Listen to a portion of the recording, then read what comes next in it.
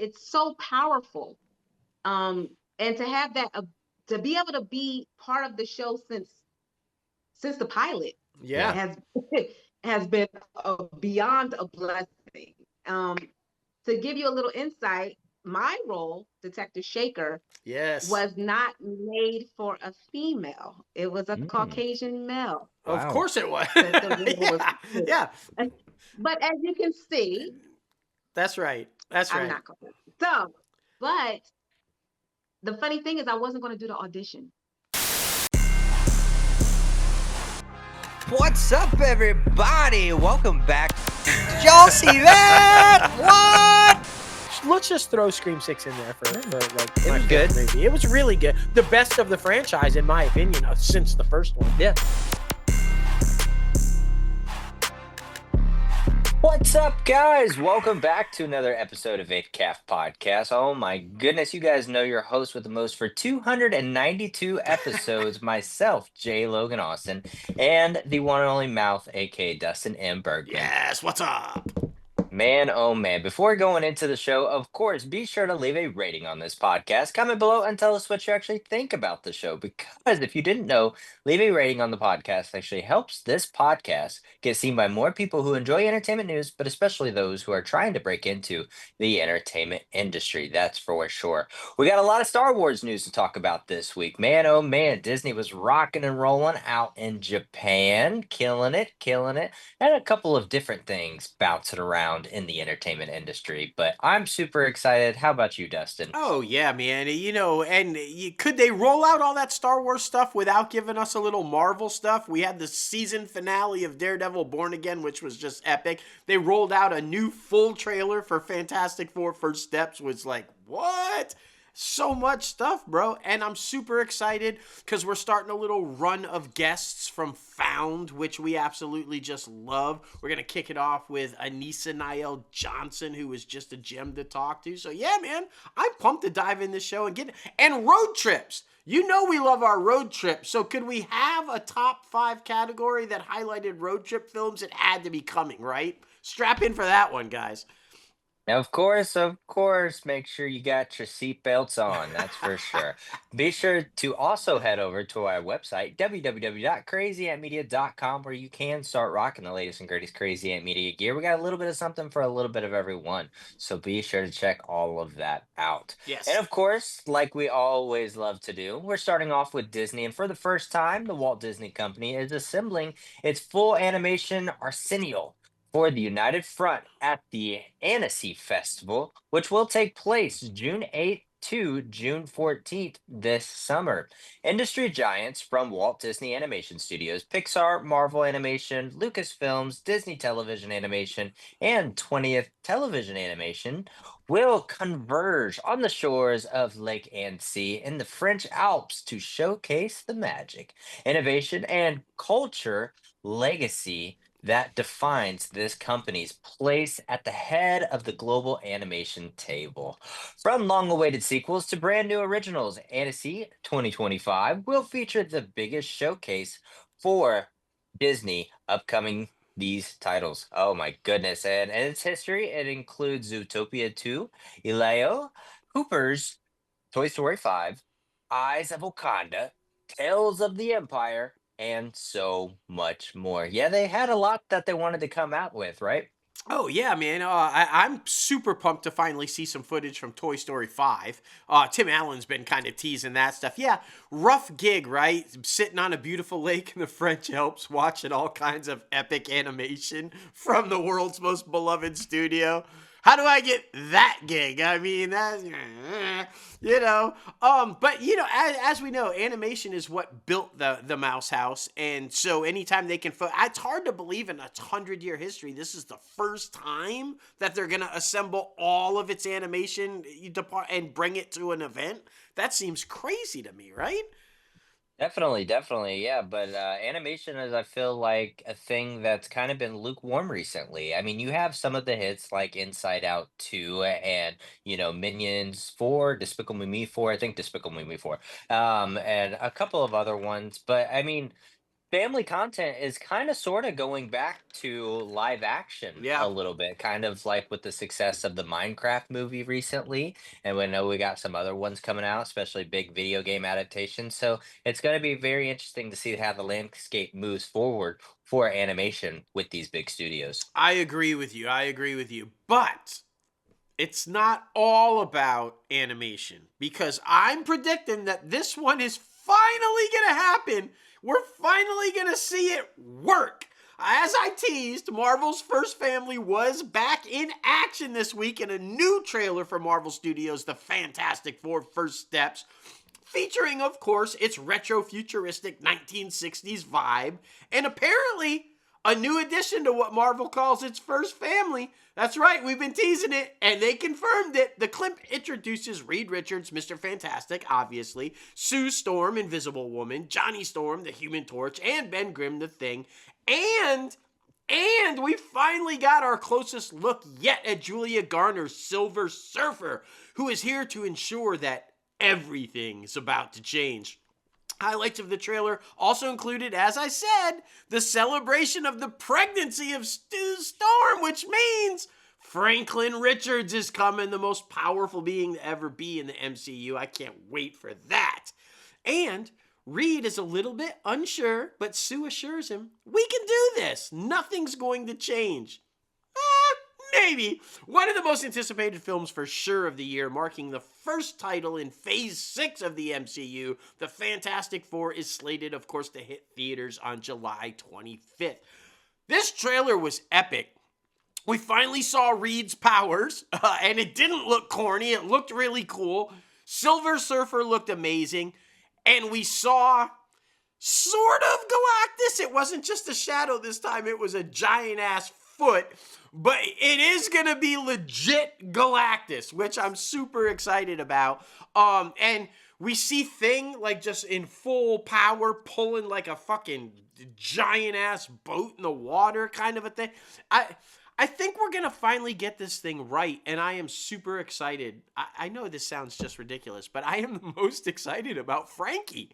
Because, I mean, his character, people don't understand how important he is to the future of the Marvel Cinematic Universe because of what he was in the comic books. And if they go anywhere near that route, we got some epic shit coming. That's all I'm saying.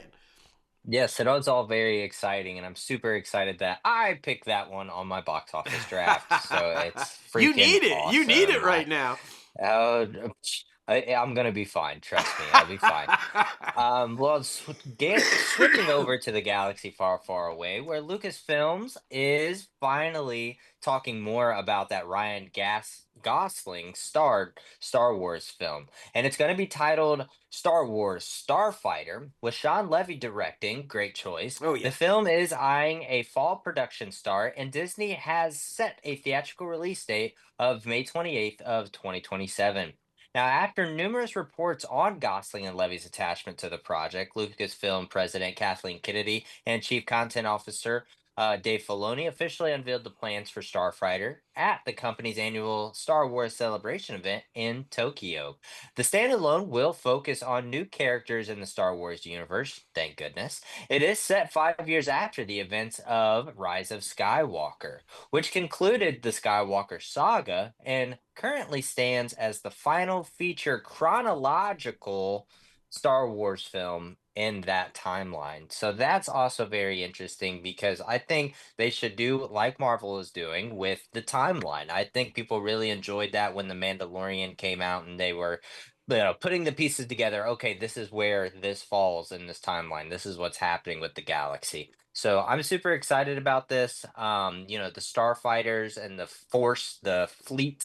I always think that was very interesting, and a lot of importance in the Star Wars films surrounding the Skywalker franchise. So I think moving forward and branching out with new characters, hopefully still more grounded and relatable, because I feel like Rey was kind of out there and wasn't as relatable as other characters. So I'm hoping this film does well, because right now Star Wars needs it. It really does need it. And I'm curious if they ever are going to go back and tell different stories from the OG characters. They abandoned that. That was the plan. And then they abandoned it after the failure of Han Solo, which is unfair in my opinion, because that film went through a bunch of crap. And I think it failed because of all the shit it went through in development and pre-production before it ever saw the light of day. So that's unfortunate. But that wasn't the only big reveal.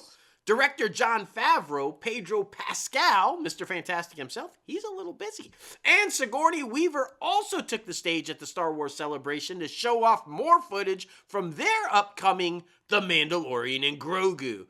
All we knew previously, like we've told you on the show, is that the new movie will bring the bounty hunter and Grogu on a standalone mission. But in this new footage, Weaver's character is teased, along with some action-packed battle scenes against the stormtroopers. Fans also get a first glimpse at Jeremy Allen White at Jabba's son, Rhoda the Hutt. Yes, Jeremy Allen White, in case you didn't know, Rhoda the Hutt. The Mandalorian and Grogu is the first Star Wars feature since Rise of Skywalker 6 years ago. So I'm pumped for this one. This one's popular. People have been waiting for this one. It's nice to see him spin it into a feature-length film. I think it's going to be fun.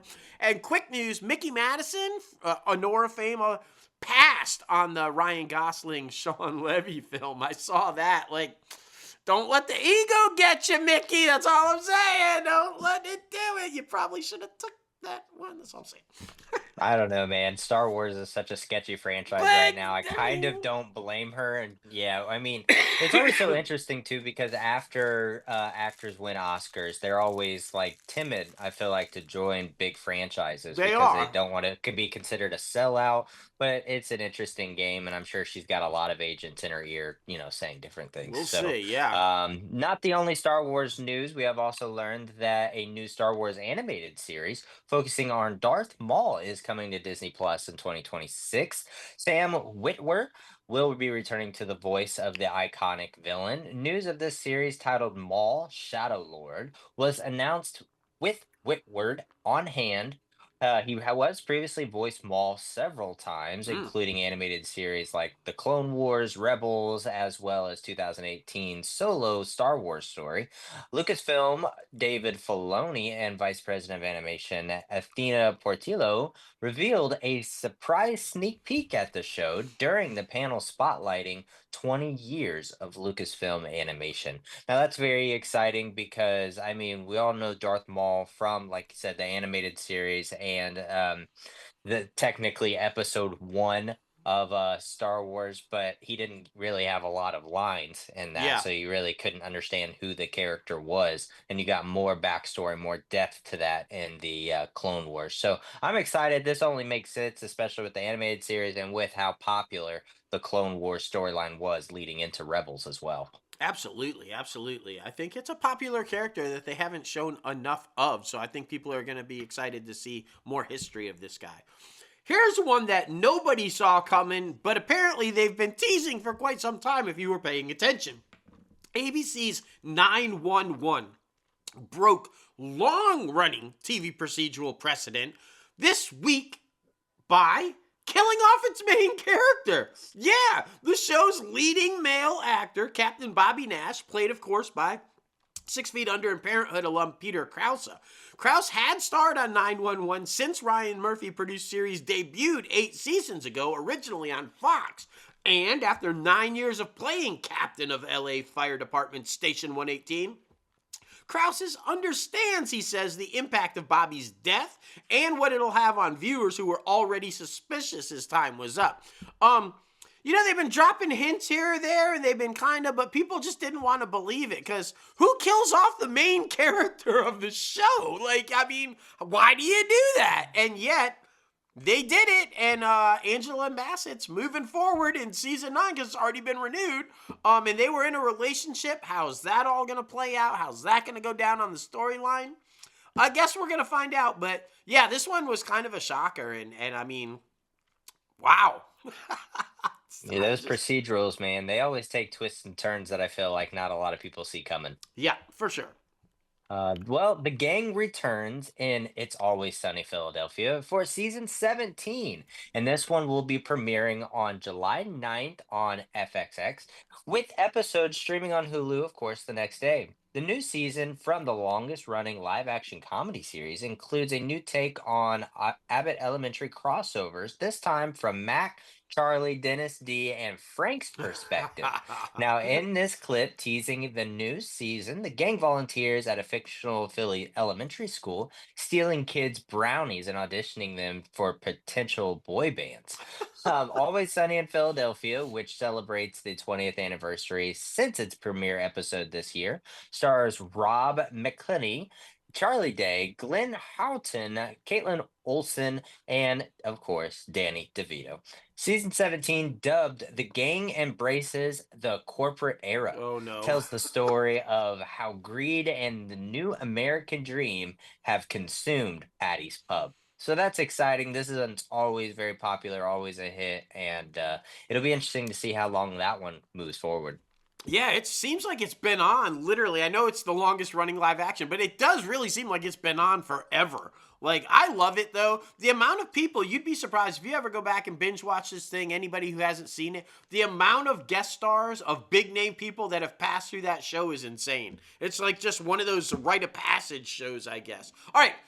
We can't have all the Disney news, the mouse, without the bunny, right? Let's jump over to Warner Brothers Discovery, where my number one draft pick in our box office competition, Warner Brothers, a Minecraft movie, is still continuing to kick ass. It's a theatrical smash. It's generated $283 million domestically, $557 million globally already, and is looking to collect another $40 to $45 million this weekend. It's already the year's highest grossing movie, ahead of my other pick on my draft and the second highest movie of the year, Disney and Marvel's Captain America Brave New World, which has $213 million internationally, $410 million globally, will likely pass $200 million domestically this weekend in its final appearance at the box office, and looks to eventually become, Minecraft that is, the first billion-dollar blockbuster of 2025. This thing ain't slowing down. I mean, could it hit a speed bump this week? I don't know, but it seems to just be rolling, man. It is very popular. I went to go see Warfare the other day, and children in the middle of the day gonna go see the Minecraft movie. It's kind of wild. So kudos to them, and yeah, all the success, man, all the success.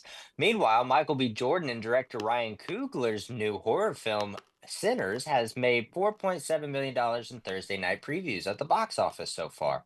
Warner Brothers' rated R vampire thriller is expected to make between 45 to 50 million in its opening weekend, which is awesome for that type of film, which some projections are even higher than 50 million, with Warner Brothers offering a softer range of 35 to 40. Of course, they want to be conservative, with another 10 million to 15 million at the international box office. Now, Sinners should bring in a scary good haul in its first weekend. Will those ticket sales be enough to dethrone the reigning champ, like we just talked about, Minecraft? We'll see, though. It really anywhere around 40 million would be a solid, original opening, or an opening for original vampire thriller, as Sinners only cost $90 million to produce before factoring in global marketing expenses, of course.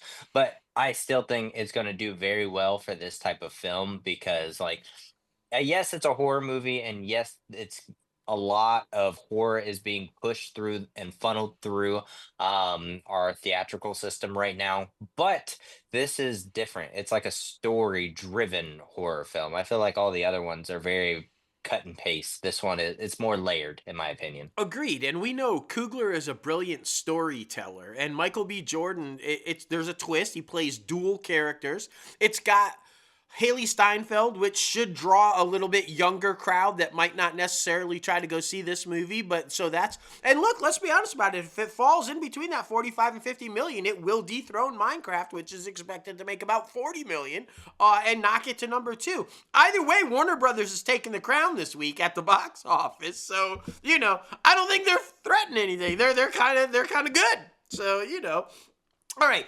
Also, I'm thrilled. Hacks is back. If you haven't heard, I've already watched first 2 episodes, and oh my god, I love this show. It's so fucking brilliant. Well, Medinali Rahimi, I butchered that name, and I'm so sorry because she's awesome. She's set to appear in Hacks Season 4, the 4th season of the Hitmax comedy. As I said, premiered on April 10th with its first 2 episodes. Now, Rahimi will make her debut on the series in the 4th episode, which will air on April 24th, and will appear in 3 episodes total.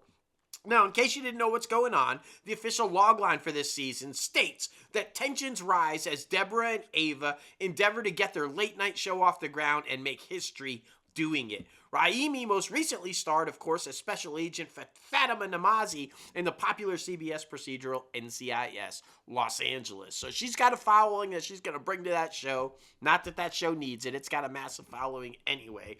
Pumped. Can't wait. Loving the season so far.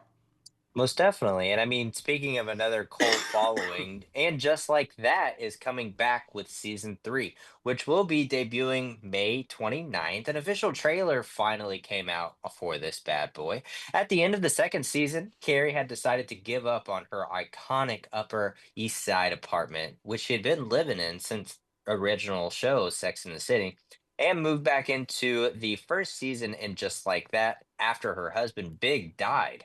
And Just Like That ensemble will look a little different in season 3 because Karen Pittman, who played Miranda's professor and friend Nia Wallace, left the show. For scheduling reasons, though, don't get too crazy before the show went into production.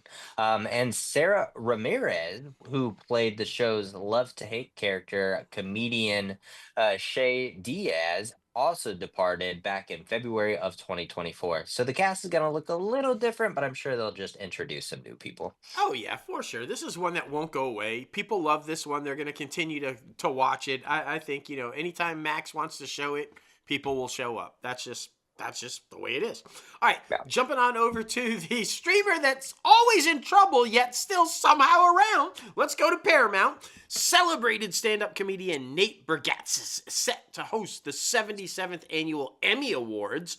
The telecast will air from the Peacock Theater in LA on Sunday, September 14th, beginning at 8 p.m. Eastern on CBS and streaming live on demand on Paramount Plus.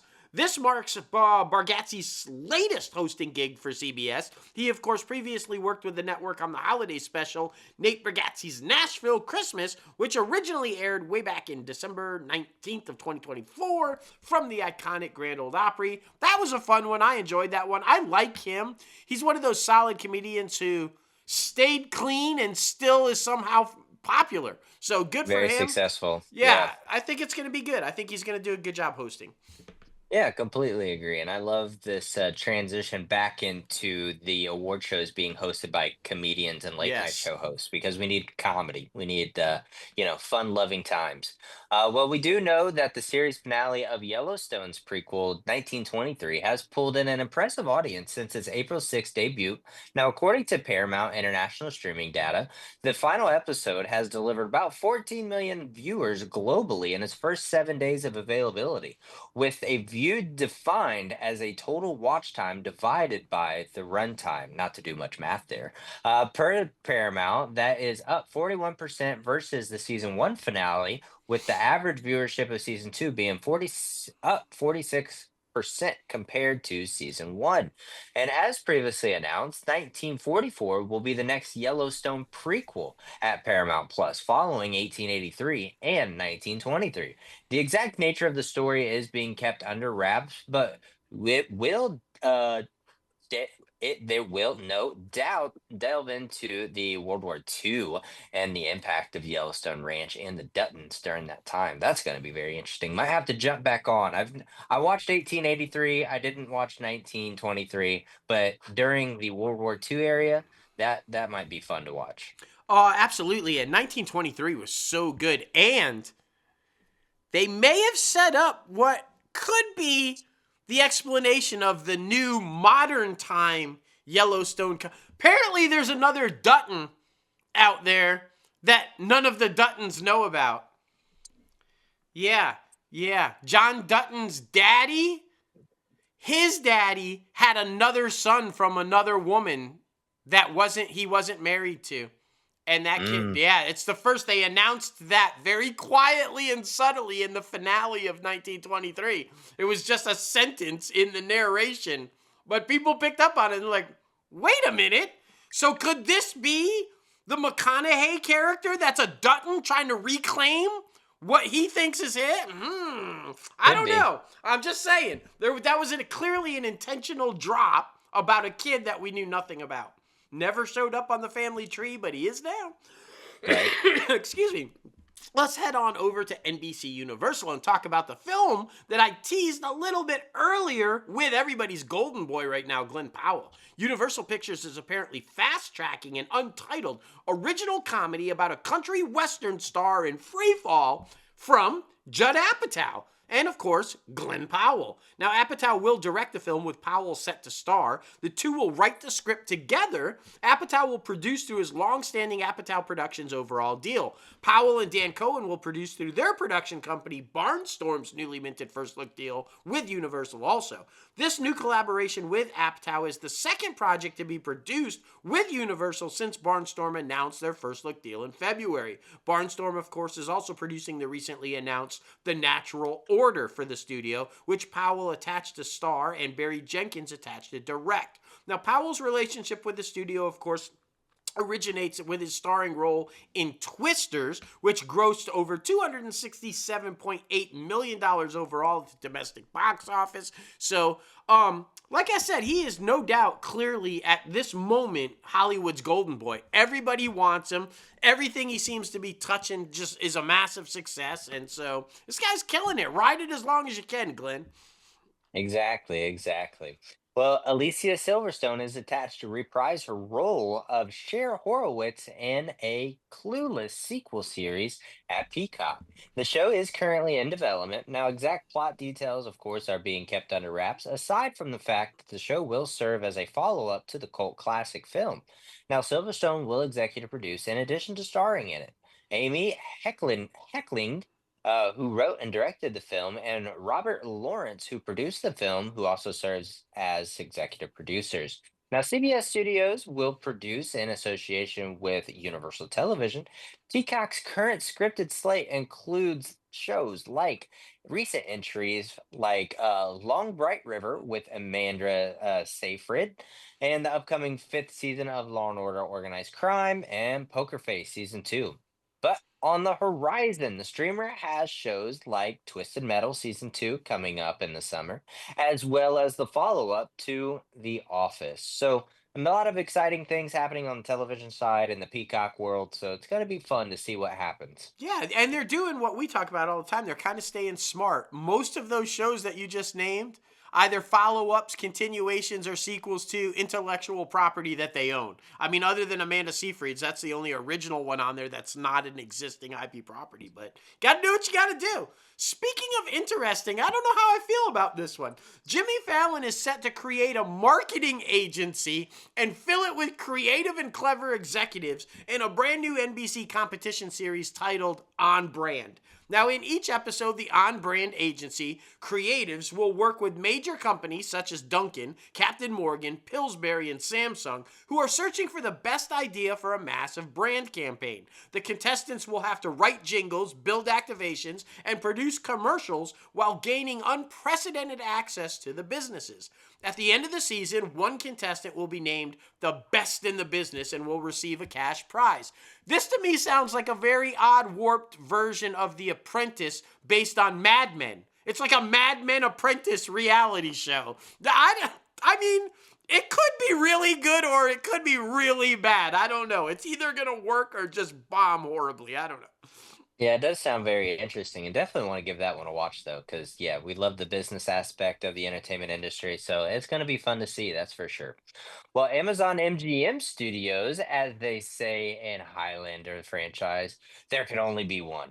And in case of the latest reimagining New Home, that one is Amazon MGM Studios, United Artists. Sources say that United Artists and Scott Stuber are in final negotiations to secure rights to a new version of Highlander based on the 1980s cult classic.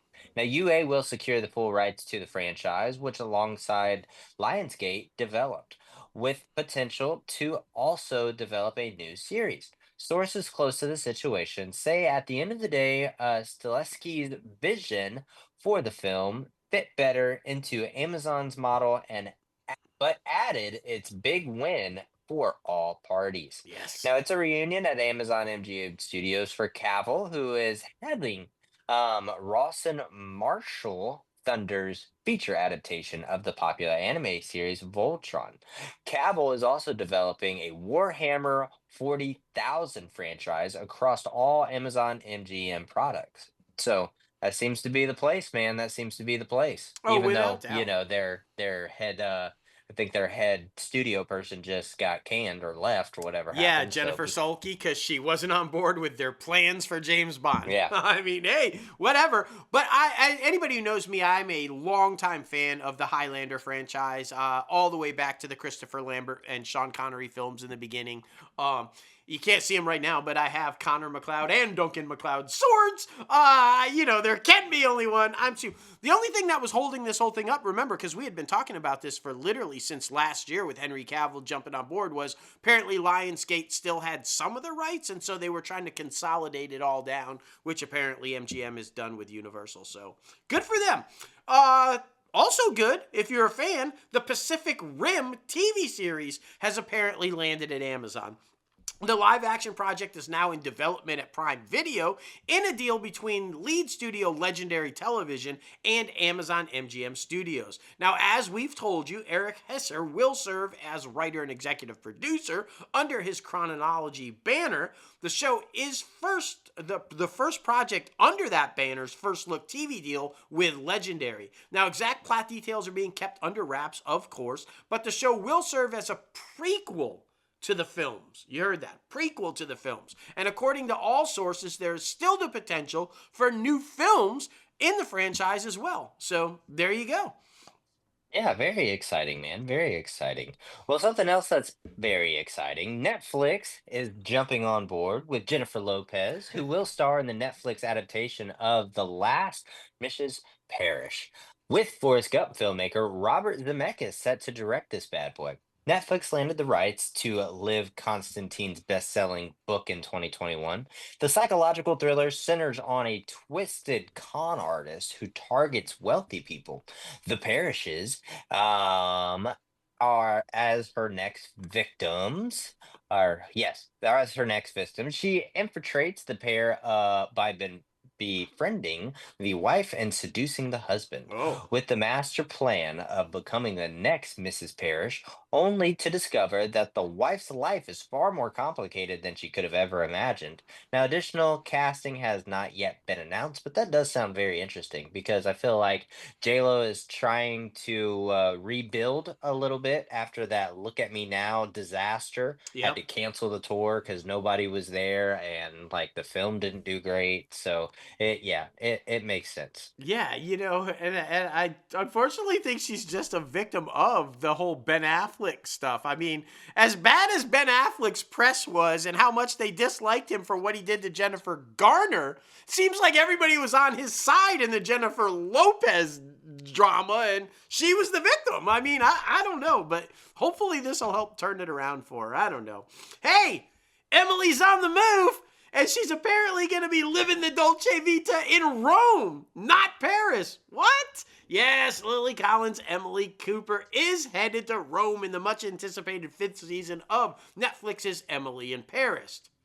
Okay, for some of it, because Paris actually freaked out. It's like, wait a minute, you can't take production away from us. And they got into a big scuff. But it's okay, it's only part. The new season of the hit romantic comedy, of course, created by Darren Star, will kick off production this May in Rome before moving back to Paris later in the summer. Now, slated to premiere later this year on Netflix, season 5 is expected to give Emily an embarrassment of riches when it comes to her love life, bringing back her two one and off boyfriends, the sexy French chef Gabrielle and dashing Brit Elfie, alongside her new Italian love interest, boy, she a player, Marcello. While the production will be partly set in Rome, the key French cast will also return, notably Philippine Leroy Bellew, who plays Colin's chic and nonchalant boss Sylvie, Samuel Arnold, Bruno Guri, William Adaby, as well as the lovely Ashley Park, who stars, of course, as Emily's best friend, Mindy Chen. Now, Camille Rosat, who played the villain in the first 4 seasons of the show, not returning. She's gone. She's out of there. So who's going to be the big baddie? We don't know. I love this show. I tell the people all the time. It's my guilty pleasure. I love Lily Collins. I jumped on this only for Lily Collins and then ended up loving the show. Hate me. There you go, man. There you go. Well, Apple, to round out the industry news, Joel Kinnaman has joined the cast of the upcoming Apple TV Plus psychological thriller limited series. That's a mouthful. Imperfect Women. Ooh. Kinnaman will star alongside previously announced leads Elizabeth Moss and Kerry Washington, as fellow cast member Kate Mara is also on board this thing. The show was originally announced in March and based on the Marina Hall novel of the same name. The official description of the project states that it is an unconventional psychological thriller examining a crime that shatters the life of a decades-long friendship of 3 women. Now, Imperfect Women is a mystery complicated by perspective and explores guilt and retribution, love and betrayal, and compromises we make after or that alter our lives irreversibly. As the investigation unravels, so does the truth about how even the closest relationships can change over Ooh. time. That sounds very interesting. Very, and like that's 3 perfect women, and if you ask me, I mean Elizabeth Moss, Kerry Washington, and Kate Mara, that's a hell of a cast, man. Speaking of, I'm getting ready. I'm excited. I'm gonna jump on this show this weekend. That's my plan anyway, after I catch up of the 14,412 other shows I'm behind on because I was traveling. James Marsden has signed on for a major role in season 2. I'm jumping on season 1 of Your Friends and Neighbors at Apple TV+. This drama series officially debuted on April 11th, but Apple announced almost right away that it had renewed the show for season 2 way back in November of 2024. Now, season 2 is currently in production, with Marsden set for a series regular role. Season 1 of the show stars, of course, John Hamm, as well as Amanda Peet, Olivia Munn, Hoon Lee, Mark Tallman, Lena Hall, Amy Carrero, Isabel Gravitt, and Donovan Colin. If you guys don't know, this is about the former Wall Street guy who, investment banker type, who falls on hard times and ends up moving to this real richy neighborhood and starts robbing them. Like, that's how he figures he's going to make a living now, is robbing this wealthy friends from his neighborhood. So, and from what I hear, it's a fantastic show. Everybody's loving it. It's getting great reviews. So, and John Hamm and Olivia Munn, that's why I'm watching it. That's why I'm jumping on it. Just saying. Exactly. You got to, man. You got to. Well, now it's time for our guest segment. Oh my goodness. Anisha Nyell Johnson. We're super excited to have her on the show. Like Dustin said at the very beginning of this episode, 3 weeks strong of all found cast members. That is very exciting. The show is a massive hit, especially in this 2nd season. So, of course, we had to get as many of them as we could. Yeah, absolutely. It's one of those shows that just speaks to people and gives you a voice to people who don't have voices, and it's really emotional. It's up and down, but it's family, as she talks about so eloquently in her interview. She dives in, tells us about the career. This is a woman with a mission and has purpose in her life, and she shares all about it. It's a beautiful interview. Can't wait for you guys to hear it. Definitely. Well, here she is. Anisa Nyell Johnson, welcome inside the Crazy Ant Farm. How are you? I'm blessed. How y'all doing? Oh, same. We are so excited to talk to you. You are on one of our favorite shows. You have been in numerous favorite movies and TV shows that we watch. You kind of pop up everywhere, and you're a gem to follow on social media. And so we just could not be more happy to talk to you today. Thank you for having me. I'm very blessed. Of course. Appreciate it. So, for anybody out there that might not have seen you or be familiar with you, which I don't know where they're living, but what we like to do is kind of jump in and start with how you got started in the industry. Was it something you always knew you kind of wanted to do early, or did you kind of fall into it? Ooh. How did you get the whole Well, start? okay, so I didn't exactly fall into it. I went to in Philadelphia, I went to high school of creative performing arts, but it was FLC, Okay. Franklin Learning Center Performing Arts. And there we had to have a dual major. So I did dance and technology. Mm, So we had to have a technical side as well as an art side. okay. So that was my combination curriculum. So for me, we touched all the different areas of the arts like acting, dancing, writing, drawing, every area, singing, we had to do it all. But like I said, my focus was dance. So acting, I didn't really focus on that. I never thought that I would be an actor. I Okay. was going to dance for the rest of my life. And then I blew my knees out doing a dance movie. Oh, So yeah, so I had to kind of tailor yeah. myself past that. And so I also majored at Temple University in psychology. So I was a clinician as an adult outside of touring for dance. I was a clinician. So I counsel people with schizophrenia, bipolar psychosis, dual diagnosis. Wow. And yeah, so as you know, we need that in the acting field as well. Absolutely. Yeah. Oh, yeah. we, What? we need all the therapy we can get.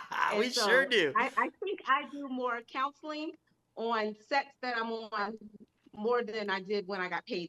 All right. As Yeah, you know, we all need love. we do. We need love. We need help, We do. We do. Yeah. That's what it's all So about. dancing was my focus. Yes, exactly. So I was going to be a dancer. And then when I was here in Georgia, because I also I'm from Philadelphia, Yeah. born and raised. On a playground is where I spent some of my days, not all. Yeah, yeah, But yeah. I'm from West Philly. West That's Philly stands up. TU stands up. So when did um, you move to Bel Air? Come on.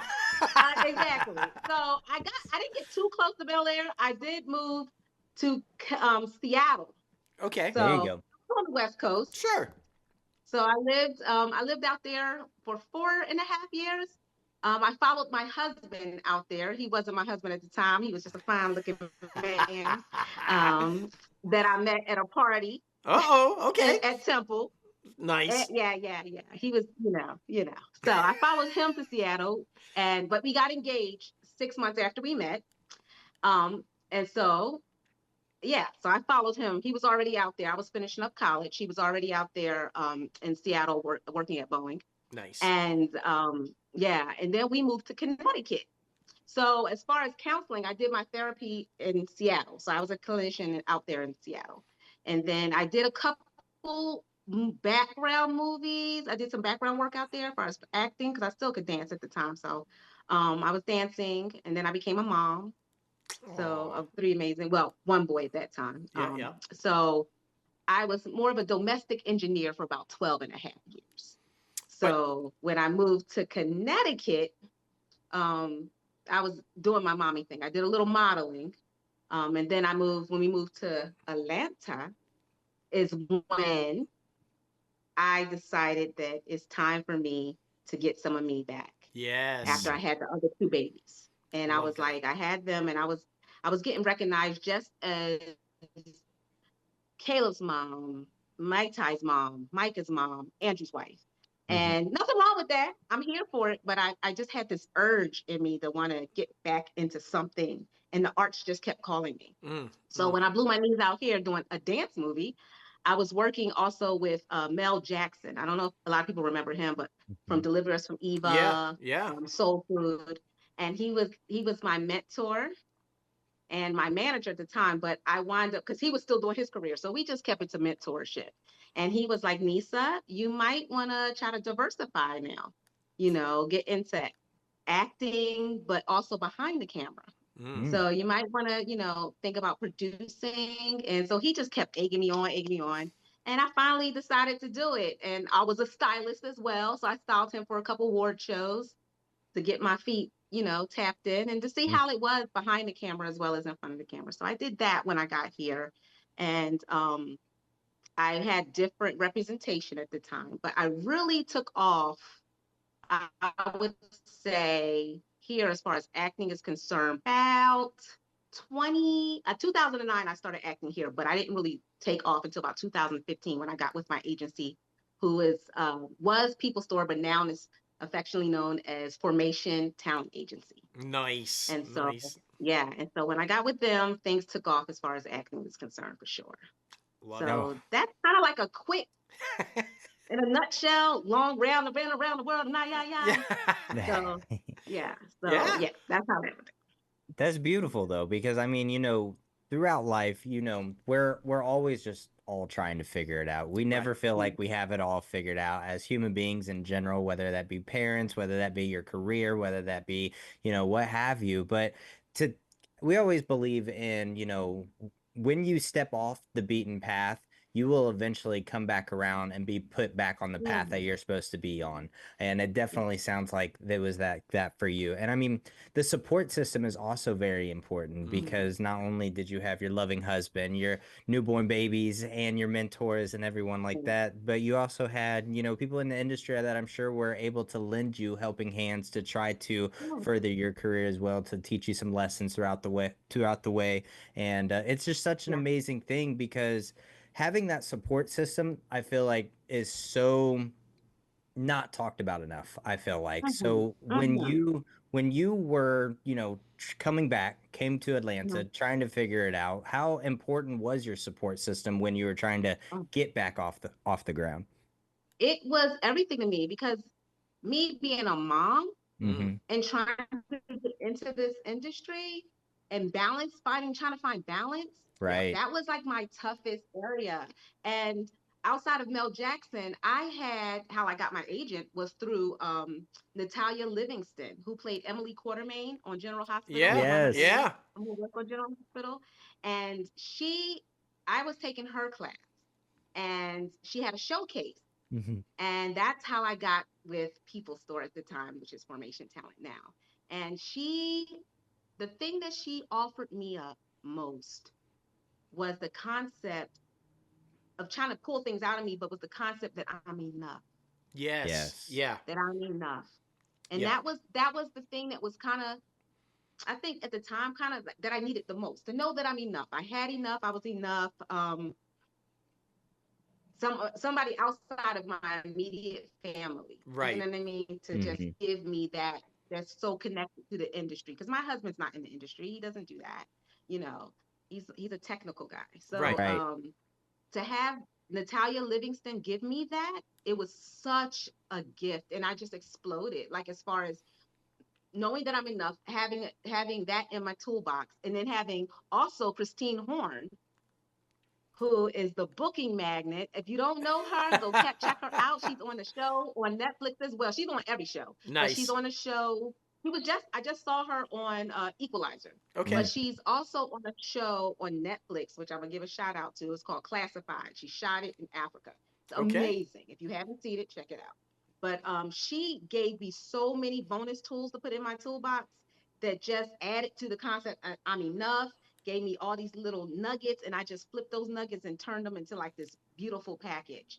And I just show up knowing already that I'm enough. If I don't book anything, if I don't book a particular piece that I'm auditioning for, I look at it as they wanted an apple. I'm a juicy orange. No, it's okay. There you go. Some point in time, they gonna need their OJ. Yep. Today maybe it wasn't that, and prayerfully I'll be there when they need it next time. Yes. But, so that's how I look at it. And so I don't look at it as a loss. No. I believe every rejection is God's protection, and every rejection is a learning experience. Yes. It's going to add to your journey. Yes, So, and we have a one of our favorite guests, and we make callbacks to this all the time.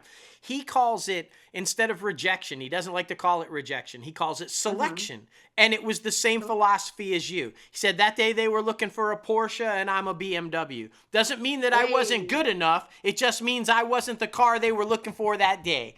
And I love that philosophy. I think that if you approach it that way, because we've also had former guests on that tell us that they were told down the line when they booked a huge show or a big movie that the casting agent told them, No. You remember when you auditioned like 5 years ago? You blew it. You blew it us away. We loved you, but that wasn't it. So we put you in a drawer and we were waiting every time for the role for you. And you had it from the get-go. And I think that's because, let's be honest about it. In the industry, no matter what you're doing, in front of the camera, behind the camera, producing, directing, acting, what you hear no way more than you ever hear yes. And so you have to have that mindset that you are good enough, that you are enough, and at some point, what is right for you will come to you. Because if you don't have that mindset, you got to get out of the industry. You're not cut out for it because, you got it. They say have a tough skin. I just say you have to be resilient, and you have to know what you want, know from which you come from, know who you are. That's right. And have that answer to why are you doing this? Yes. For me, the reason I'm doing this is because I need people to know that they're not alone.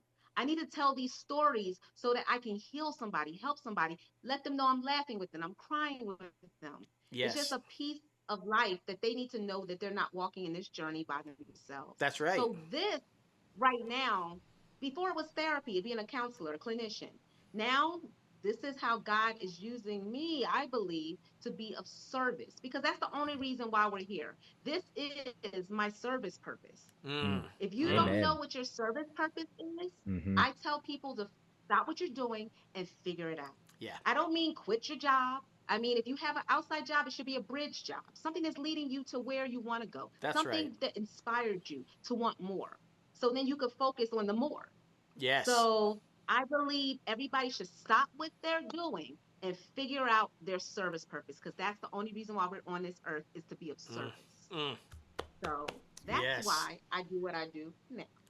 Oh my gosh. Yeah. Every bit of that, right, Logan? Like every bit of that. It's like you are so like us. You think like us. You want to do like we do. It's the same reason we're in it.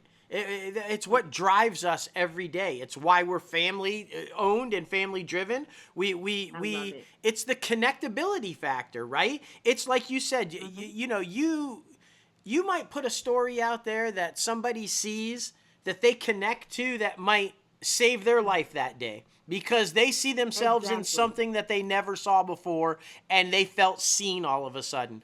And if art can do that, right? We say this all the time, that it's all about, and Logan says it, and I'm going to take it from Logan, about being comfortable, or getting comfortable being uncomfortable, or paraphrasing there, right? That's the thing. And art can do that, because nobody just sits down and says, let's talk about depression. Let's talk about suicide, or I'm having a really bad mental day today. But if you're watching a film or a television show and they're going through an event, they lost a loved one or somebody was sick, they're dealing with cancer, so you can talk about what you're watching, and that starts the conversation that leads to what's really going on internally, right? And that's the most beautiful thing about art. Exactly. That's what I 100% believe. And I watch who I rock with, who I hang out with. Oh yeah. So like you said, having my support system. My best friend is more than a triple threat. She's a professor. She's about to start her new professorship at DeSales University. Yes, I'm shouting you out, Ontario. Kim Yada Wilson Kim, affectionately known as Kimmy. Love it.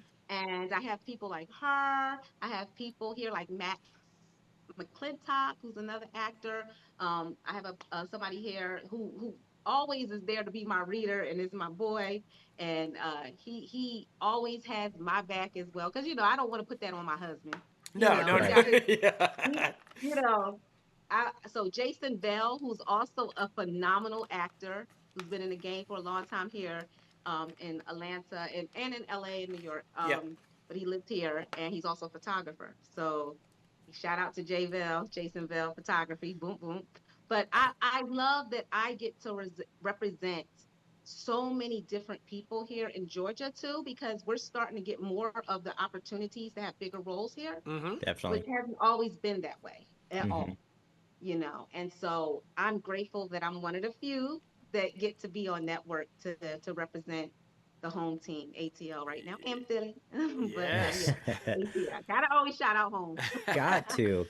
Trust me. I'm from Indianapolis, Indiana, where the home of the 500, the Indy 500 Motor Yeah. Speedway. So every time like something like that comes up, I'm like, yes, that's me. I gotta talk about it. Gotta talk about it. But It's something that I really necessary. do want to talk to you about, because we're kind of in the same situation. I know I am, where what I'm trying to do with my life, pursuing the film career, pursuing the podcast, pursuing all of these different aspects in the entertainment industry, is completely different from what my wife is doing with her life. You know, Mhm. she is pursuing her own career as an administrative assistant in a college, so she's looking to move up in the curricular role and that type of situation. So talk about the dynamic between yourself and your husband a little bit when it comes to the different career paths, because I think that's very interesting, and we Oh, don't really ever talk about that when yeah. two different people are together in love but also chasing two completely different dreams at the Wow. same time. Yeah, it's so many layers to that because I have to point out the fact that me and my honey, Drew, aka Butter, he probably gonna kill me for saying that. Some chick back in college named him Butter. Yeah. Love it. But me and Butter, Drew, we like I said, we met a long time ago. We're running up this July. Will be 26 years of marriage. And Congratulations. Congratulations. thank you. And so we got married young, Hmm. and it's been a growing and learning experience because I'm not a spring chicken. I mean, I'm not old, but I'm not young either. I'm about to be 50. Okay. Yeah, So you're Wow. young. You're young. You're young. I'm Yeah. springish, you That's right. know. I got a lot of gray on this side. So but yeah, yeah. I say I'm black. I tell people black don't crack, but it do chip. I'm chipping a little bit into people. That's great. But yeah, so we've kind of grown together. And so for us, it was finding our way. We're both only children. Mm. Mm, So the curve has been huge for us. Like there's right. no real manual in front of us is a Right. great No. example. So yeah, we've grown together, learned together. And the one thing that I can say has helped us because we're from two different worlds, I'm a yin to his yang. Hmm. And when matter of fact, sliding back, when he went and got his master's from UConn, he um he had to take a test. And of course he gave me the test. And he's an extreme extrovert and no, I mean, he's an extreme introvert and I'm an extreme extrovert. Which I think now over the years we've kind of met in the middle and we're more balanced now. Hmm. Nice. So he this wasn't a career path he wanted me to take originally. He was not really on board, but eventually he saw that it was my passion and he got Mm. behind it and is very supportive. The biggest way he supports me outside of showing up when I really need him to is helping with the kids. You Mm. Mm. know, their schedule, they're athletes. Ooh. So Yeah. I have two in college and one in high school. Mm. And so one's about to graduate college. He's 23, and then the other one is just finishing up his he's going into his sophomore year of football. He plays D1 football at the University of West Georgia. Shout Nice. out. Wow. There we go. Nice. Nice. But like even his testimony is crazy because he was a basketball player. He didn't start playing football until his junior year, Well, Hmm. and he did super well his senior year of high school, and then things kind of moved in a way that he was able to go play football at the University of West Georgia. love But that. them being athletes, their schedules are ridiculous. Yeah. The amount of food that comes out our house is ridiculous too. Yeah. But yeah, like today, for example, his support, he's having to go pick my youngest son up from high school because he had speed and agility and he had to put up shots. So he has Oof. training for football. But then after he leaves there, he has to go to his speed and agility trainer. Mm. He has a separate trainer. Yeah. So, you know, he's supportive in a way of helping pick it up, you Mm. know, leaving work a little early, whatever he got to do to help me out. And Love so that. that's extremely important. And loving on me, because this is not an easy path, you No, know? Mhm. no, no, and You and know? I love that though. What really stood out there for me is I think it helps when you're in different universes as to what you're chasing or what you're because right, how often do we see where if two people are in the entertainment field and one starts to see some success, the ego kind of breaks with the other one and it causes friction in the relationship, right? So I think Exactly. sometimes it's God bless the people in the industry that are married and have made it work, because that's rare. And It's so hard yeah. too. But Yeah. what the one thing that jumped out at me that you said is, once he realized it was your passion, he's like, I gotta let you do that. I gotta, you gotta chase that and be. And I think that's where it really is, right? Finding the other one's passion and just knowing what they truly love and what they truly want, and being secure enough in knowing that your relationship is safe. We're gonna be okay if you Exactly. chase that passion, because I'm your passion too, and we're okay, right? Yeah. And I think And once we you carve know out that, time. We carve out time. Every Friday is date day for us. We do afternoon dates because we like to go to bed early. We're older. And so so we go out in the afternoon when nobody's out there, and we split the weeks. Like, so this week is his date. Next week will be my date. So we get to plan oh, I out the love dates that. for each other. Yeah. And yeah, so we're practicing early empty nesting. That was Yes. like our real reason of doing it, so that when empty nesting comes about, we're not in shock, and we're not trying to figure out who he is. What does he Right. like? What do I like? Do we like each other? You Right. know what I mean? We Right. don't Yeah. have to go through that. We're jump starting that. And I think that's like, it's so important. It's so important to also know that we evolve. Yes. Who I was when we first met is not who I am now. No, that's Who he absolutely. was is not who he is now. So we That's Yes. we have evolved, and we've given each other room to do that. And that's so valuable, because we can change like the weather. You know yeah. what I mean? People are people. They live, they grow, they evolve, they experience. Yes. So giving your significant other that room to be who they want to be the next day is very valuable, very important, and it does help a relationship. Mm.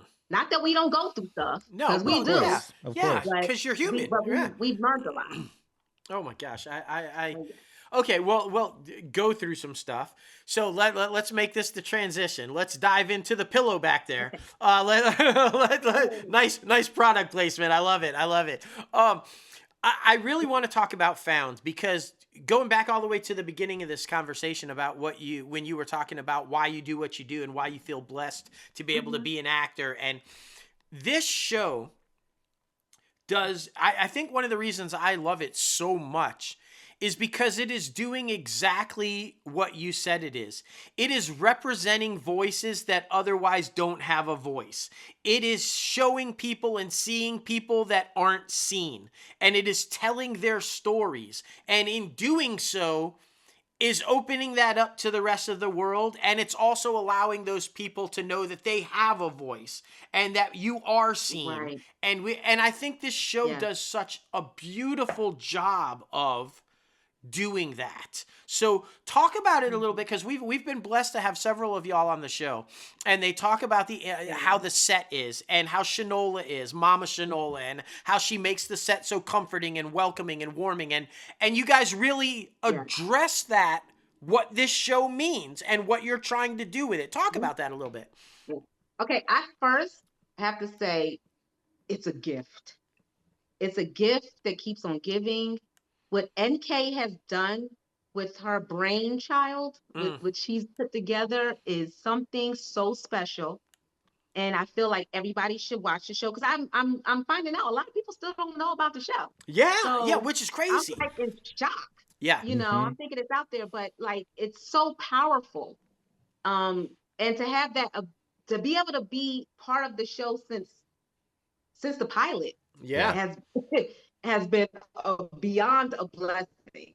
Um, to give you a little insight, my role, Detective Shaker, Yes. was not made for a female. It was a Mm. Caucasian male. Of Wow. course it was. The role was, Yeah. but as you can see, That's right. That's I'm right. not Caucasian. So, but the funny thing is, I wasn't going to do the audition Mm. because I was really sick. I was very, very sick when I had the audition, and I had a client that was coming over she had an audition for a Marvel, and so I coached her through that. But I was like laying down in between, like I was like really sick, and so I had her record her voice, just in case I could come back and do the audition another time. I was like, it's not going to happen today. But she took longer to put her makeup on at my house. So I decided to put my makeup on real quick to do the slate, get the slate out of the way, and maybe I'll come back, later. But by the time we finished working on her piece and I was coaching her through that, she was like, "Neat, so you sure you don't want to just do yours? I mean, it's not that much." I was like, "You're right." So she went to go read my lines, and I said, no, just hold the recorded phone up because I have to, it's from the pilot. So I have to see Shanola, Gabby on the monitor outside of the precinct, outside of the bullpen. So we did it that way. I did 2 takes, 2 different styles. Because I think also what helped it was that I was sick, because I just was like, I'm just gonna do it. I'm gonna do me. Right. And I'm not gonna worry about it. It's gonna be what's gonna be. Bada bing, bada boom, bada bop. Yeah. I'm gonna give them what I can. I'm gonna muster up everything I can in that moment, and I'm gonna give it to them. So I did that. I booked it. True blessing.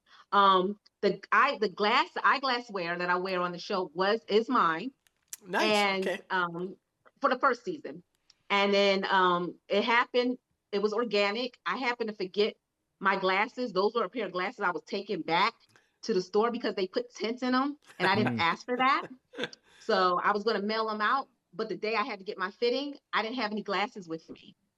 So I didn't have time to turn back around. So I had to use those glasses so I could see, because I can't see without the glasses, y'all. Yeah, same. All right. Same. So I'm all about fashion and the glasses. So I wind up wearing those glasses for my fitting, and then when it came time to shoot the pilot, I was like, wait, am I supposed to wear these? And they were like, yes, it's a vibe. Yes. So that's how Shaker became Shaker with her glasses, and it really is. It's a blessing. Mark Paul, Gabrielle, Shanola, Carnes, who I'm missing? I'm missing Arlen. Yes. The whole Kelly. Everybody is just, they're family. And my brother of all brothers, Brett Dalton, like my partner in crime. We had so much chemistry on the pilot. It was insane. Right. And Demaine Davis was like, do y'all feel that? Do y'all feel what I'm feeling? I was like, yeah. I was like, it was just, we meshed. It was like a hand in a glove. We meshed so well. And that's how it was for the crew. That's how it was for the production, the producers, everybody. It was like home. It's like a warm, comfortable blanket. Yeah. And everybody loves on each other for the most part. Like, it's just all love. It really is.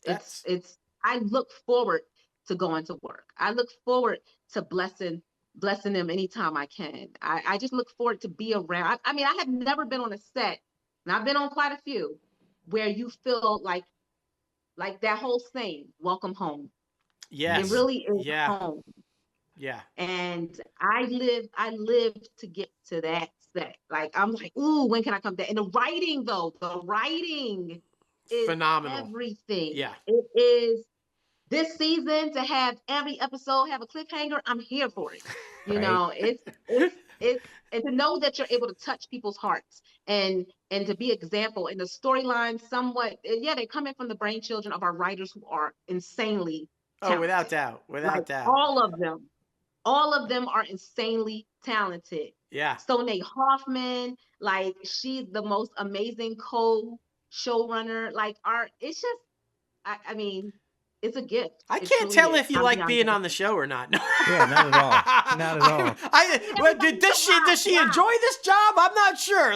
Oh my God! If only y'all knew. I live for it. I live for the hugs. I live for just like the family environment. Well, I love breaking bread with them. Shaker, I really, first of all, you can tell the chemistry between you. I think Shaker and Trent crack me up because I feel like she keeps everybody in line. She's like, I am here for Gabby. I am behind the mission, but I'm also not going to let you get away with some shit. I'm going to keep you straight because, I might agree with what you're trying to do, but I don't agree with how you're doing it, and I'm going to let you know. Hey. That's what I have always liked about Shaker, right? She sticks to what she is. Yes, right. And I think that's the greatest part, when you can find a character who's like, I am going to be true to who I am, but I'm going to try to help you get what you want, how you're trying to do. And I just feel like that comes across so well. You nail it. It's the writers. It's the work that we're grabbing it off the paper and breathing life into each character.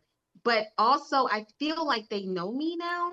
So when they write, they know how I get down. Yeah. So I feel like their writing, they're just so dope and so creative that I'm like, it's like easy to learn it. Yeah. You know, and memorization was not my thing back in the day. So I always said, I don't want to do a procedural because it's so technical. Can I do Right. that?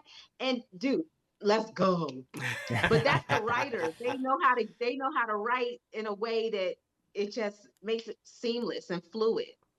Love Oh. it. And the chemistry, like I said, helps that too. The Without chemistry doubt. with everybody, you know. That's an amazing thing So, to have because, you know, I feel like we've had so many different people on the show that they've talked about how they've gone on some sets and very notable sets, and it's just the vibe is not there. The chemistry is not there, or yeah. like just the environment. There's just this Mhm. taintedness that, so it's a real blessing that you do have that. Because I was gonna say, with it being like a dark show, how do you keep the mental health, the vibes, and the aura of everybody being positive and uplifting? It's just being connected like Oh, that. yeah. It almost is a dance party too on that set. Like everybody is like, I mean, everybody is so chill, so cool that we all vibe. Like they'll throw some music on sometimes in between, and we all just jamming. They'll get the lights flashing. Let's Like, go. it's just such, it's peace. I Yeah. call that set peace for me.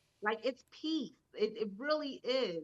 And the food is legit. I will have to give a shout out to Crafty because I'm like I've become more of a plant-based eater Okay. and over the last several years. I don't eat meat really. Except for turkey. I did add that back. Do not tell my cardiologist that. Um but yeah, I added that back into my diet. But the food, they have so many options that you don't have to worry about that. You're okay. You're gonna be legitly fine. You're gonna be blessed. Well, you know, So happy tummy, right? That keeps everybody happy. That's the way to do yay. it. Yes, happy wife, happy life, happy tummy. You ain't no dummy. That's right. I love that. I love that. I What? love that. Yeah, it's just incredible. And so far, we haven't had a single person on here that has said anything different from the atmosphere in the set. Yeah. Almost word for word, how you're describing it is how they describe it, and that is a beautiful thing. And it is my sincerest hope that this thing stays on for many years, and continues to tell these stories and continues to get the message out there. And because there's so many more stories to tell and so many more people to reach, and you guys are doing that, and that's why I keep trying to get all of you on here. I want to get the word out as best we can to everybody that we can. Say, watch this show. Like, got to do Yes. it. And every character that we get that's new to the show are just as lovely. Yeah, Danielle, she's amazing. Like absolutely. she gave me a shout out not that long ago. Like she is legit. Like that's my girl. Like it's so the other Kelly that came on who was Yep. on All American, Yep. All American Homecoming. Like everybody. And Dion. Oh, that's my boo thing. That plays Lacey's mom. Like Yes, Yes. we talk yes. a lot. So Like good. she is a phenomenal talent, but also an amazing human being, amazing heart. So I stay in touch with a lot of the cast. Like we Good. talk, and Bill Kelly. I talk to Bill probably like 4 times a week. Me and his wife, we cool. Like me and Nancy, we're great. Like I consider their family's my family. Oh, You that's know what I nice. We're mean? having Bill on soon. We're gonna talk to Bill. I'm gonna call him out on that. I'm gonna bring it up. Yeah. I spoke to Bill today. Me and Bill chopped it up today. Yes, I spoke to Brett yesterday. Nice, Yeah. So yeah, nice. we all chop it up together. It's a beautiful thing. It's very rare that I stay as connected like I am with them with other people on other sets. Love You it. know, Oh not yeah. that I've met some lovely people like Tom and Zendaya. Mm-hmm. They're amazing. I They can are imagine. so warm, so loving, so caring. That was truly a treat to work with them on Spider-Man No Way Home. Oh, without So, doubt. and they just folded me in and took care of me, and it was legit. Like I always wanted to be on a Marvel, so I have to put that out there. That was that was everything to me. A little So- jealous. We're big comic geeks and big, huge Marvel fans, so a little bit jealous about that. But you know, Yeah. it's fine. It's fine. In DC, I did work DC. I did DC Comics too. I'm all about the world Yes. of Yes. Marvel and DC. Like Yes. that's legit. Like I grew up like that. Me and my brother, we used to share our comic books, and I Oh, have my I love Spider-Man it. comic books. And he's no longer with us. Oh, he's sorry. my cousin, but I call him my brother cousin. So, Mhm. but he's no longer with us. He passed a couple years ago. So, so he missed actually. You know, he missed not a few years ago, but he missed me being in the Marvel when it came out. No, he didn't. So, You know, he He was saw right it. there with He you. saw He was it. right there with you. He saw it. You know, he did. but I did it. I knew he would have been cheering me on. Oh, so for I'm sure. I love Okay. that. That's so beautiful. But what we like to do to round out these interviews, it's crazy. It's already been like almost 40 minutes. But I Right, mean, like- this is what Really? happens when you're having fun. This is what Exactly. happens when you have Well, fun. let me get my libation ready. Let me No. get my water. Exactly. These are the hard-hitting questions. That's for right. the- Dun, dun, dun. With our popcorn Let me- questions. Let me get ready.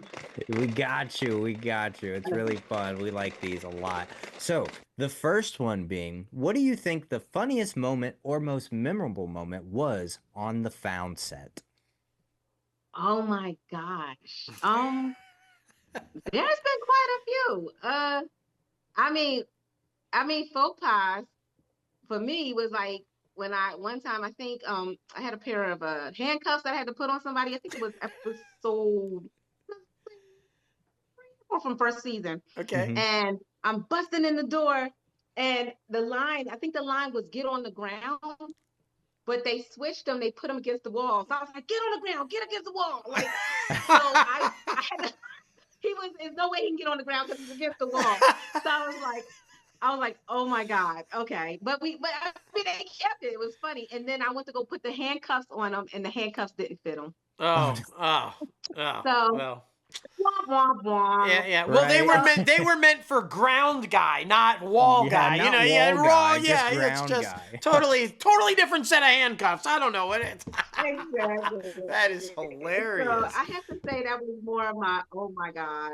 But we have amazing crew. So they was able to shoot that in a way that it worked out. But, There we go. Nice. So that All was one right. of my funnier moments. Well, now I'm real curious because of the stuff you've been saying throughout the interview. So this is going to be fun to dive deep into the head here a little bit. If you could actually live inside a television show or a movie, which one would it be and why? Oh my gosh. I've never heard this one. Oh gosh. Okay. This is gonna sound a little weird, but I would love to be in oh my gosh. Now I'm forgetting the name of the show. And I see it right here.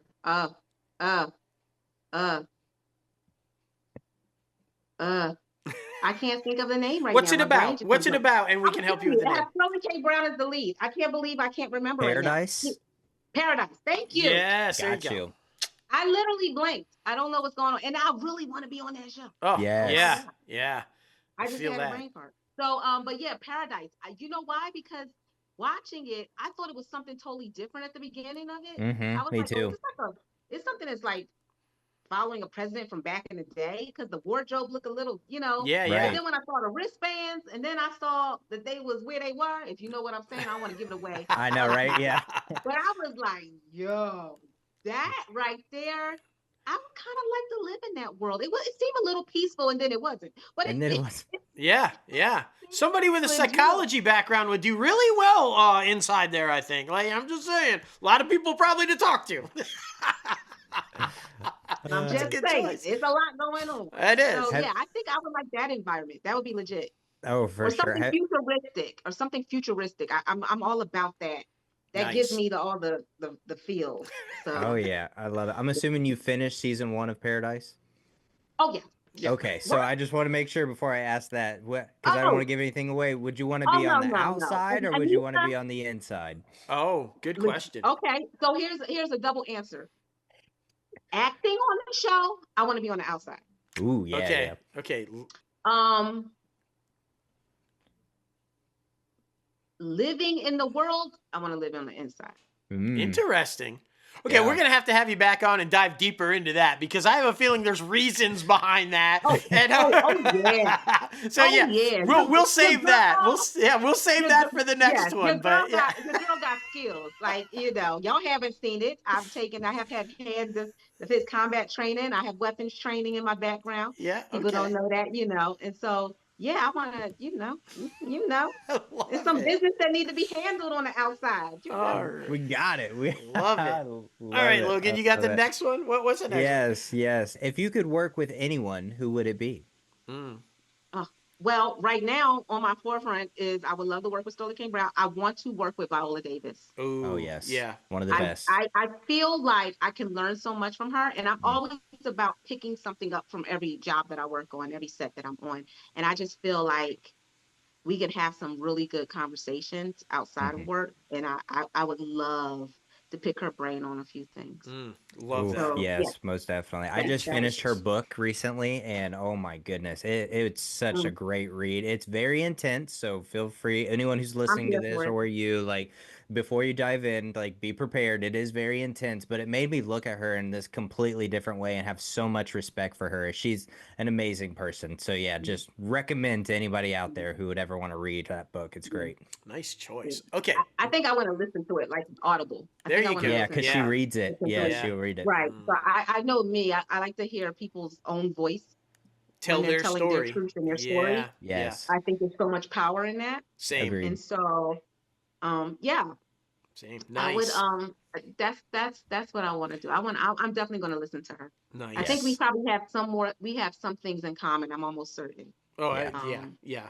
In her story, Okay. so. So let's dive deep here. Let's go. We call this our Barbara Walters question. We want to dig deep. Maybe bring some tears. Maybe not. We don't know. But if you could go back and confront your 10-year-old self, what would you say to her? Oh my God. Seriously, y'all?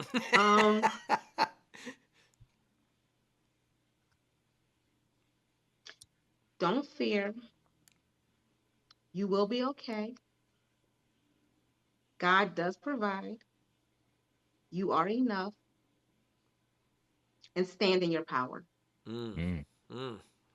Nice. Nice. I ain't gonna cry. No. I might. Me too. I don't know. I was like, I don't know. I might cry, but I ain't gonna do it. that Because my 10-year-old self went through some stuff. So Yeah. yeah. So I yeah. feel like all of our inner children went through some stuff, and absolutely. that's why Absolutely. that's why we asked that question. It's because I feel like all of us have so much we would go back and tell that 10-year-old kid now, like, hey, it's gonna all be okay. You're gonna. Whew, yeah. All right. Y'all tried it. Y'all tried it. I know. And the fifth and final question of the popcorn questions. Are you happy with your career so far? No. I'm beyond happy. Okay. Thrilled. I was about to say she's the first to say no. Wait a minute. No, I'm thrilled because I'm starting it later in life, so to speak. Like I said, I know from who I come from now. I know the power of my voice. I know the power of my journey. And I feel like I said, I know my service purpose. So I feel like I'm so grounded now and I've lived a lot of life in this short, long time. You know what I mean? Like, so when I get a role, how some people have to try to figure how they can be that I've pretty much touched pretty much every area of life. And I've experienced a lot of things, good, bad, and different. And so I feel like I have more in my toolbox to pull from to better help others. Love it. So, Love it. Yeah, I am thrilled with my journey at this point. I'm thrilled with my growth. I've seen myself evolve as an artist, and yeah, and I'm glad I can show my kids there's no age in finding your passion. That's right. That you can go get it at any age, and that there's a space for you. There's more than enough for everybody to eat. Yes. And you do have a place at the table. You're gonna make one if not. So good, man. So good. Well, listen, thank you again so much for coming on the show today. Now is Thank promotional you. time. Promote anything that you Yay. would like to. Okay. So first, please tune in tonight for Yeah. Found. My boy Mark Paul hooked me up with this. Tonight is his episode that he's directing. So Yes. shout out to MP doing his thing. Phenomenal talent all around. Big brother. Like just amazing soul, amazing heart. And tonight's episode is going to be legitly bomb. So Nice. please tune in to the gift that is found. Yes. So yeah, that's the biggest thing I want to promote is I need people to watch that right now. Oh, and I have my own eyeglass line coming out. Forgot that. Ooh, Oh, okay. wow. Yes, Yeah. No, yeah. yes. There you go. So yeah, I'm partnering up with Alexa Elise, which is another eyeglass company, and we're doing a flagship um set of glasses that are called Anisa Nyells. And on the arm of every glass, which are unique because they're made from water buffalo horns, no animals killed. They go through their life cycle, and Mm, then we utilize their horns thereafter. that's So, awesome. so we're recycling and bringing it back, some Nice. life into it. So every pair is unique, and yeah, and on the inside it has a special message I Ooh. love it. on the arm. I So love it. yeah, it's my staple message. There you go. So what I learned about myself. So yeah, so you are enough. Oh, So beautiful. yeah. Yeah, Absolutely beautiful. so I'm excited about that. That's pump to that. That's coming out shortly, hopefully in a couple months. It'll be fully finished. Still got to do some promotion stuff with it. Mm, So yeah, I'm excited. love it. Hope So maybe we'll love get you a too, cutaway Lucy. shot of your glasses on Not Found, just to put them down. Hey.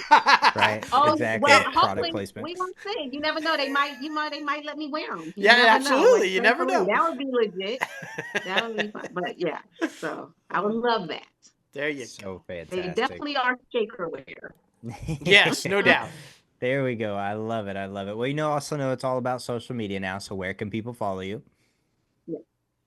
Well, I am on all different social media platforms. However, I'm not really on there. So I would say the best way to find me is on IG. So you can find me Anisa, Anisa, Nyell, Nyell, J for Johnson. And so it's at Anisa Nyell J. So that's the best way to find me. And sometimes I live tweet, and then sometimes, well, stuff transfers over to Facebook. So I think it's best on Facebook. You can use my whole name, but I'm not really over there. There you IG, go. that's me. IG. There you go. There it That's is. enough. So Well, yeah, that's listen, the best way to find me. thank you so much again for coming on the show. Absolute gem. We knew you Oh, would be.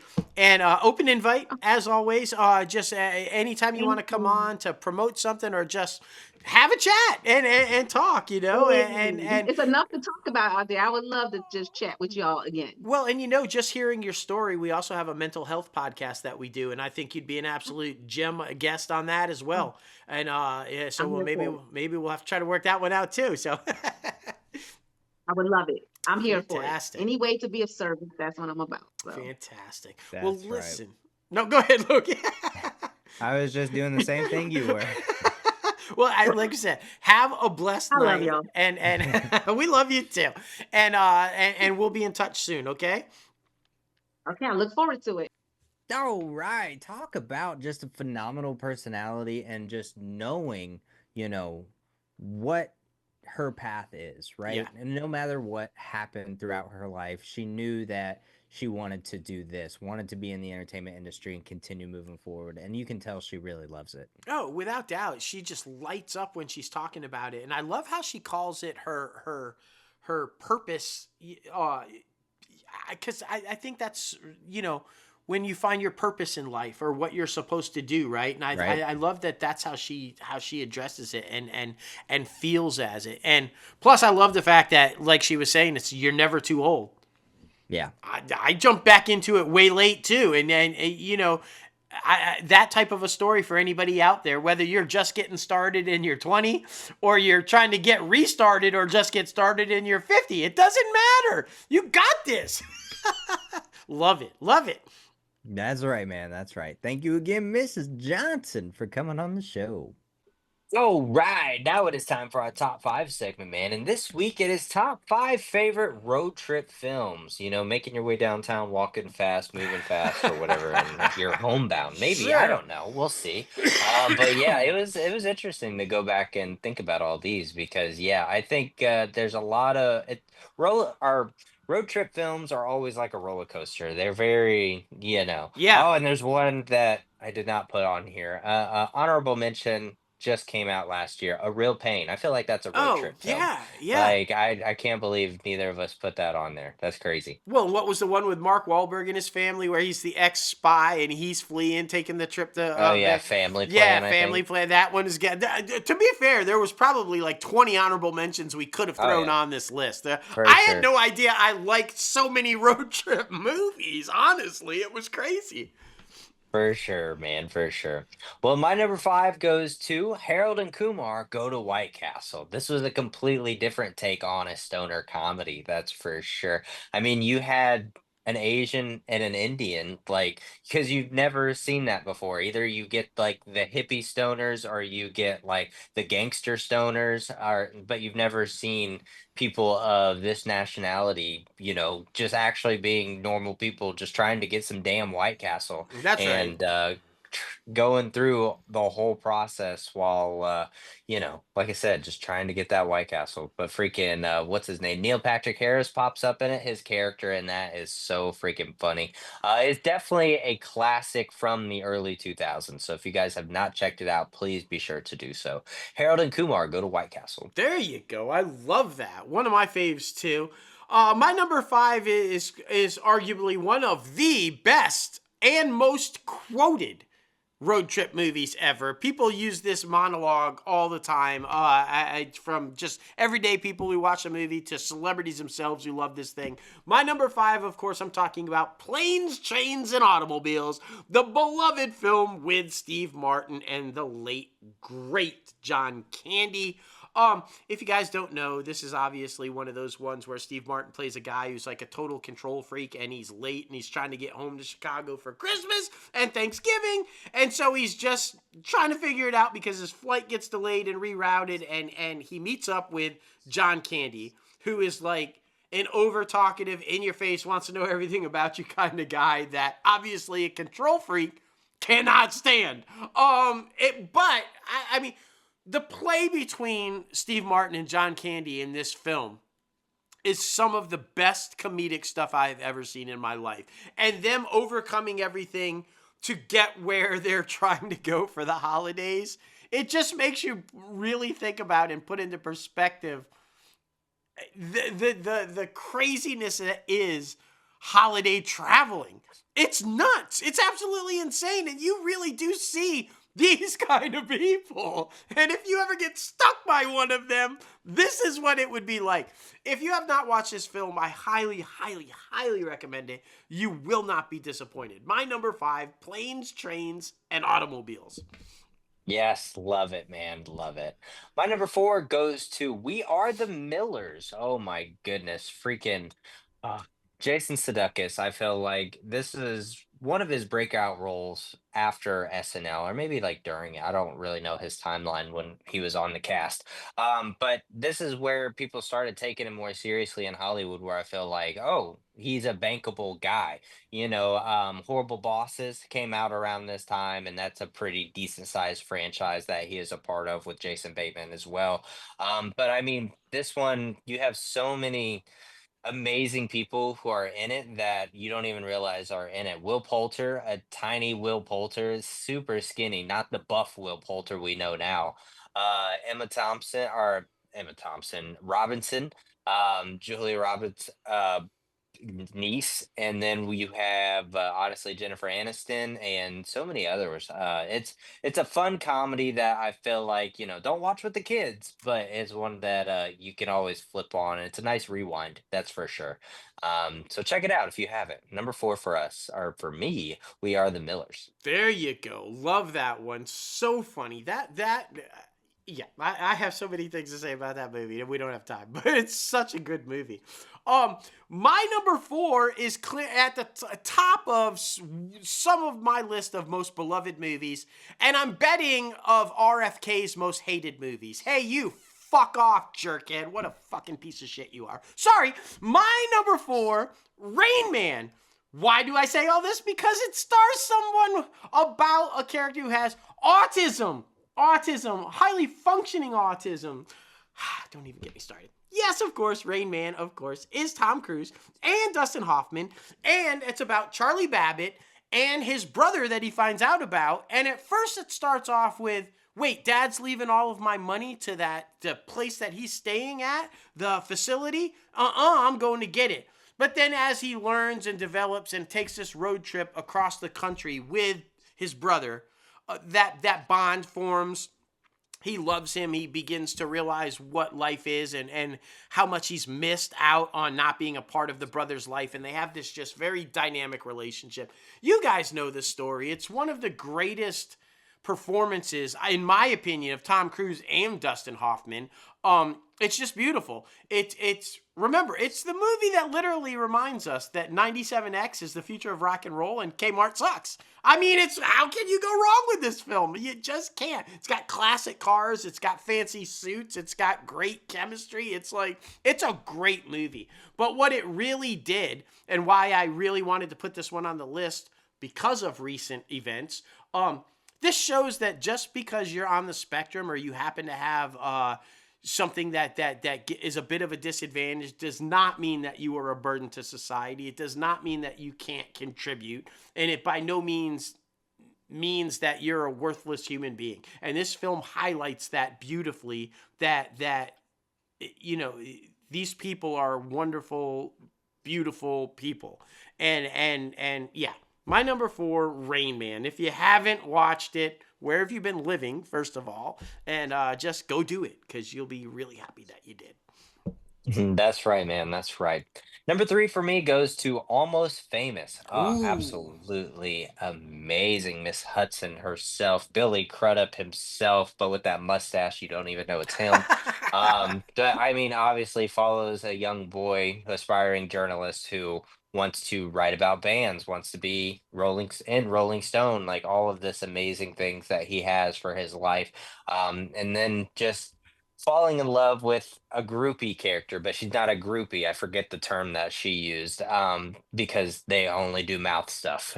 But this film is all about chasing your dream, basically. And, sometimes you fall in love and sometimes you realize that it's just a feeling at a certain time, and that's okay to have those and just cherish those moments because that's what makes us human. That's what makes us build beautiful memories. And that's what this film portrays, building beautiful memories and experiencing moments that aren't normal. Continue to chase the dream, continue to step outside of the box with your life, and continue to keep moving forward and try new things. That's the biggest thing. So that's what I took away from this film.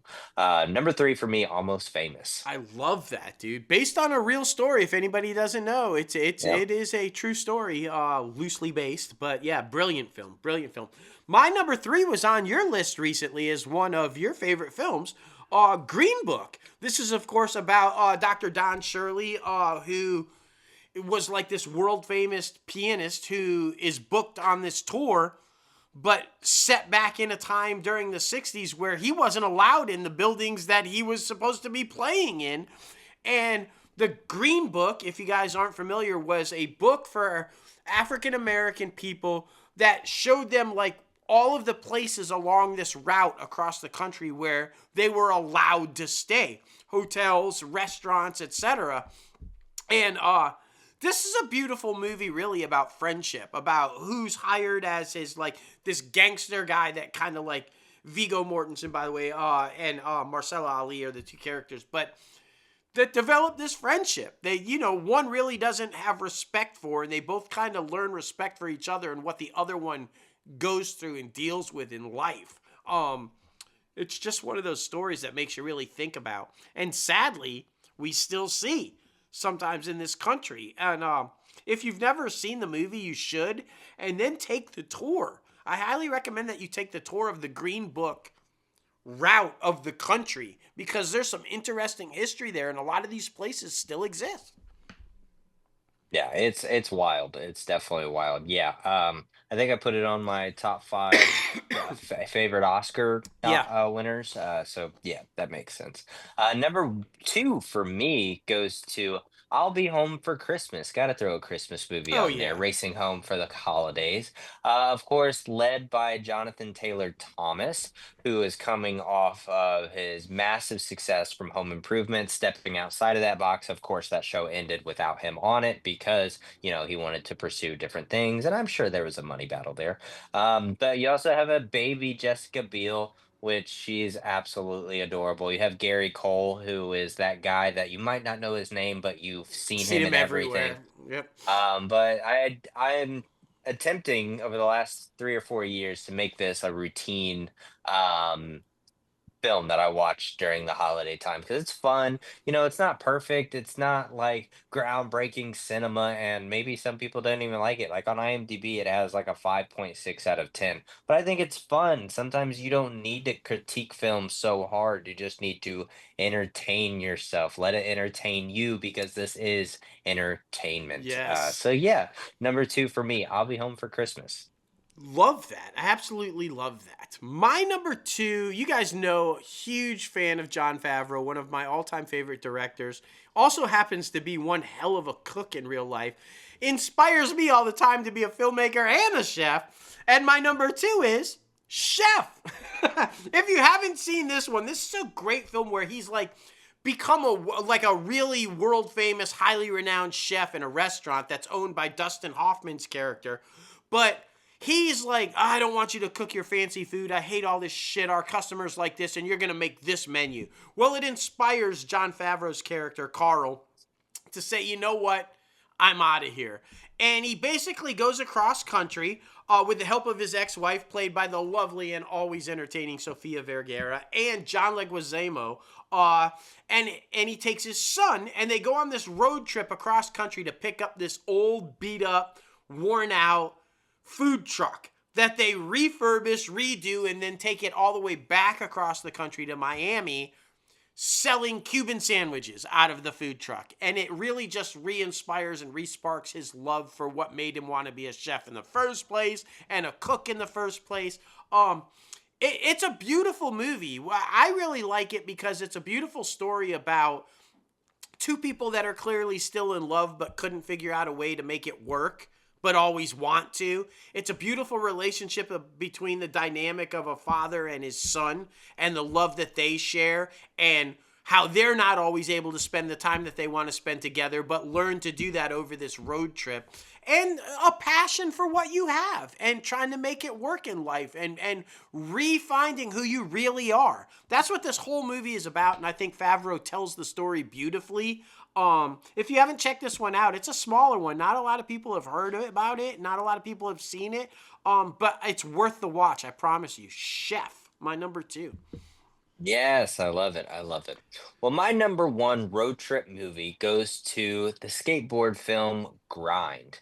I love this one because these guys are graduating high school and they don't know what they want to do with their lives, and they know they love skateboarding. So they try to go on this cross country tour to get with this freaking professional skater who they look up to, who is played by Jason London himself. And they want to get sponsored. They want to, go on tour, skate these places, have their own boards, do the skateboard life. And again, it's about chasing the dream, man. It's about chasing the dream. But Adam Brody's in this thing.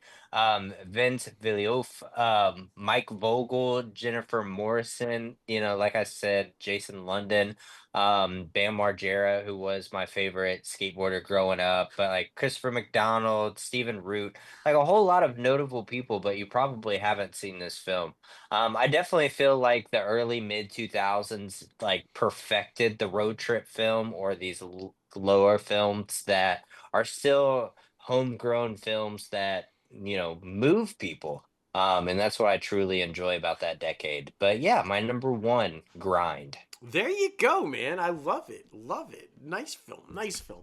My number one, just had its recent anniversary not too very long ago. And my number one is the film that started my love and admiration for wine and my love and admiration for the one and only Paul Giamatti. This is where I first came across Paul, long before Billions, long before some other stuff that I had seen him in, was this movie with Thomas Hayden Church, Sideways, where Giamatti plays this brilliant guy who's like a struggling novelist who's trying to finish his novel. And as you guys know, novelists who have had success in the past and are on the follow-up always struggle. They never seem to get that second novel done.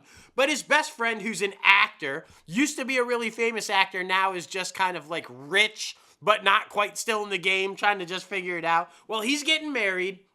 So they decide to go on this road trip along the Napa wine country and do this kind of stuff.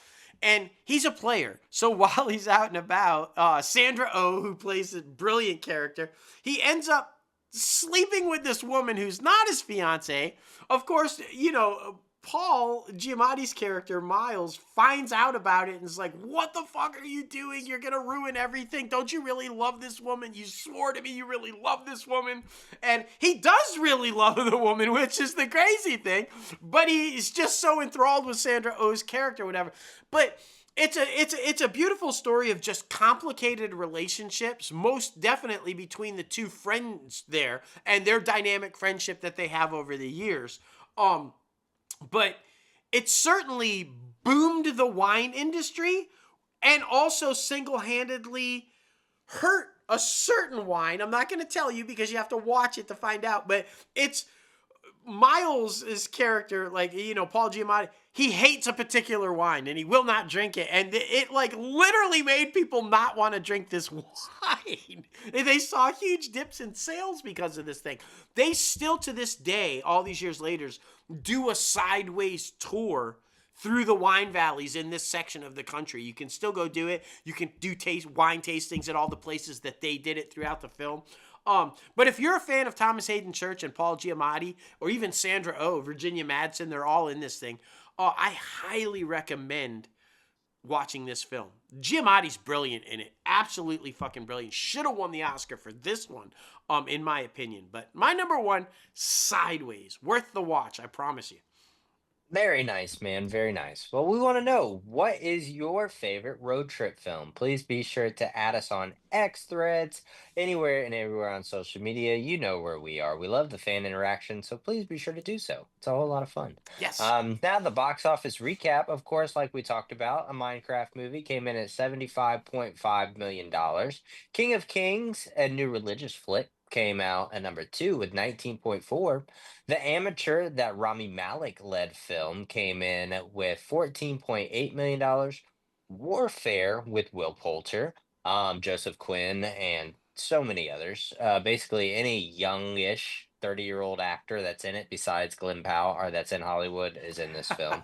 Yeah. It came in at 8.3, the fourth one, and then Drop came in at number 5 with 7.4.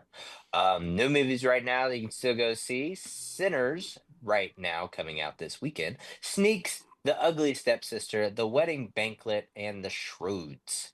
So yeah, any of those, movies you can still go see, maybe, because they're not in any of my select theaters: Snow White, The Woman in the Yard, Drop, A Working Man, and Captain America: Brave New World.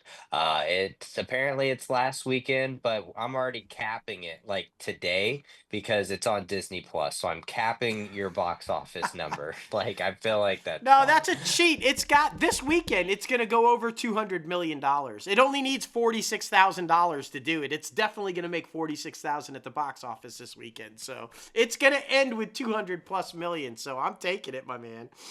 But it will be the end. It will be the end. We talked about the last time that you were like, yeah, when it hits Disney Plus, this man's a cheater. It's fine. It's fine. Going over to your IMDb Pros Top Trending segment. Of course, the top trending film is a Minecraft movie. The top trending show is The White Lotus. And the top trending star is Walton Goggins. Yes. So all the fun stuff. But anyway, guys, thank you so much for getting crazy with us on episode 292 of ITCAF Podcast. be sure to follow Nisha Nyell Johnson on social media, Instagram. Thank you so much for coming on the show. It was an amazing conversation. And then, of course, you guys can follow this podcast, the company on social media. The podcast is at ITCAFpodcast. The company is at Crazy Ant Media, and our other podcast is at Everything's OKP, our mental health podcast. And Yes. then, of course, be sure to follow us both personally on social.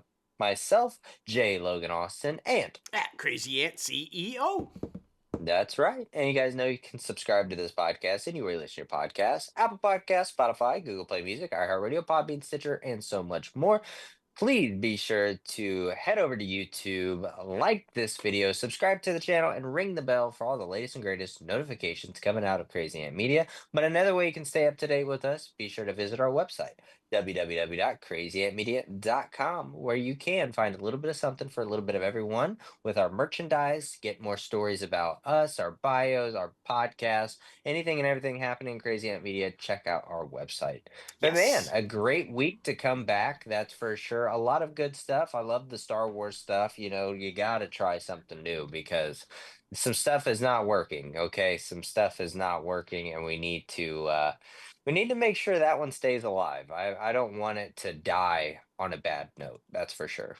I agree wholeheartedly, and you and I have talked about it a lot, but I feel like Jon Favreau and Dave Filoni are the future of that company, and they clearly seem to be taking the reins. And so far, so good. Hopefully, all these things hit. I'm also super excited. It does look like, indeed, Disney has righted the ship with Marvel. It does look like, Thunderbolts is going to be successful. It's getting a lot of play, it looks like, leading up to. That's soon. Fantastic More Four. successful than we thought it was going to be. Oh, Remember when we did the draft, we were scared. None of yeah. us took it. Yeah, and but now, and Fantastic Four's buzz is booming. It's Yeah. selling pre-sale tickets like crazy. I think this one's gonna do, just out of interest alone, really well. And if you haven't seen Daredevil Born Again, get through the first couple episodes, and then trust me, it's everything you want from a series. It's, in my opinion, equal to and maybe even slightly better than the Netflix series. And it's they clearly seem to be on the right track and getting Marvel back to where Marvel is and used to be, and what we expect of it. So lots of good stuff, man. And I'm happy for Glen Powell to keep seeing his success. One of the nicest guys in Hollywood. So you always like to see the nice guys succeed, and he clearly is. Yeah, man, good week to come back and hit it. All the good things, man. All the good things. Well, I definitely do know that we know this is breaking news. We know who the next villain in the Ryan Gosling Star Wars film is going to be. The one, the only Darth Oprah.